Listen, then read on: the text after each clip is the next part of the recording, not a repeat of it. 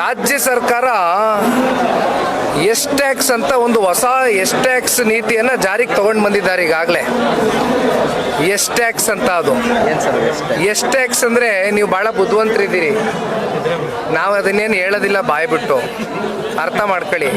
ಒಂದು ಕಡೆ ಗುತ್ತಿಗೆದಾರರಿಗೆ ಗುತ್ತಿಗೆ ಮೀಸಲಾತಿ ಕೊಡ್ತಕ್ಕಂಥದ್ದಕ್ಕೆ ಅಲ್ಲಿ ಆಗ್ತಕ್ಕಂಥ ಟ್ಯಾಕ್ಸು, ಮತ್ತು ಪಾಪ ಅಧಿಕಾರಿಗಳನ್ನ ವರ್ಗಾವಣೆ ಮಾಡ್ತಕ್ಕಂಥದ್ದಕ್ಕೆ ಅದಕ್ಕೊಂದು ಟ್ಯಾಕ್ಸು, ಮತ್ತು ತಾವೇ ಹೇಳ್ದಂಗೆ ಭಾಳ ಜನ ಇವತ್ತು ಪಕ್ಷದ ಶಾಸಕರ ಒಂದು ಅಸಹಾಯಕತೆ ಯಾವ ರೀತಿ ಇದೆ, ಒಂದು ವಸತಿಯನ್ನು ಇವತ್ತು ಅವ್ರು ತೊಗೊಳ್ಬೇಕು ಅಂತಕ್ಕಂಥದ್ದಾದರೆ ನೇರವಾಗಿ ಹೋಗಿ ಪಾಪ ಸ್ವಪಕ್ಷೀಯರೇ ಆ ಮಂತ್ರಿಗಳನ್ನ ಭೇಟಿಯಾದಂಥ ಸಂದರ್ಭದಲ್ಲಿ ಅವ್ರಿಗೆ ತಗೊಳ್ಳೋಕ್ಕಾಗ್ತಾ ಇಲ್ಲ.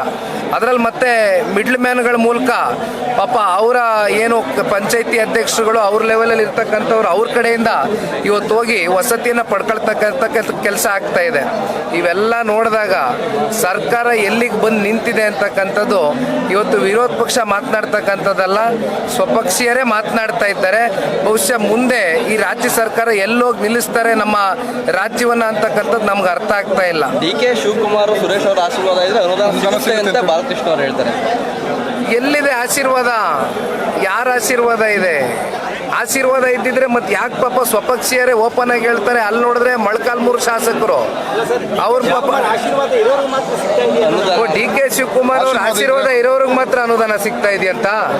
ಒಲಿ ಅವ್ರಿಗಾದ್ರೂ ಸಿಕ್ಲಿ ಪಾಪ, ಅವ್ರೇನಾರು ಅಲ್ಲಿ ಲಿಸ್ಟಲ್ಲಿ ಇದಾರ ಅಥವಾ ಅವರು ಅಲ್ಲಿ ಲಿಸ್ಟಲ್ಲಿ ಇಲ್ವ ನಮ್ಗೆ ಗೊತ್ತಿಲ್ಲ, ಅಥವಾ ಸುಮ್ಮನೆ ಹಿಂಗೆ ಬೊಗಳೆ ಭಾಷಣ ಗೊತ್ತಾಗ್ತಾ ಇಲ್ಲ ನಮಗೆ. ಸರ್ಕಾರ ಯಾಕೆ ಈ ಥರ ತಾರತಮ್ಯ ಮಾಡ್ತಿದೆ ಅಂತ ಅವ್ರು ಹೇಳೋ ಪ್ರಕಾರ ಹೋದ್ರು ತಾರತಮ್ಯ ಅಲ್ವಾ ಸರ್? ಒಬ್ಬರು ಆಶೀರ್ವಾದ ಇದ್ದವ್ರು ಸಿಗುತ್ತೆ, ಇಲ್ಲ ಅಂದ್ರೆ ಸಿಗಲ್ಲ ಅನ್ನೋದು. ಎಲ್ಲಿ ಯಾರಿಗೇನು ಸಿಕ್ಕಿದೆ ಅಣ್ಣ? ಯಾರಿಗೇನು ಸಿಕ್ಕಿದೆ? ಈಗ ವಿಶೇಷ ಅನುದಾನ ಕೊಡ್ತೀವಿ ಅಂತ ಹೇಳ್ತಾರೆ.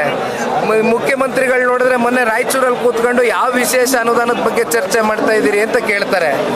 ಯಾರಿಗೂ 10 ರೂಪಾಯಿ ಅನುದಾನ ಇಲ್ಲ, ಬಿಡುಗಾಸ್ ಬಿಟ್ಟಿಲ್ಲ, ಅಭಿವೃದ್ಧಿ ಅಂತಕ್ಕಂಥದ್ದು ಶೂನ್ಯ.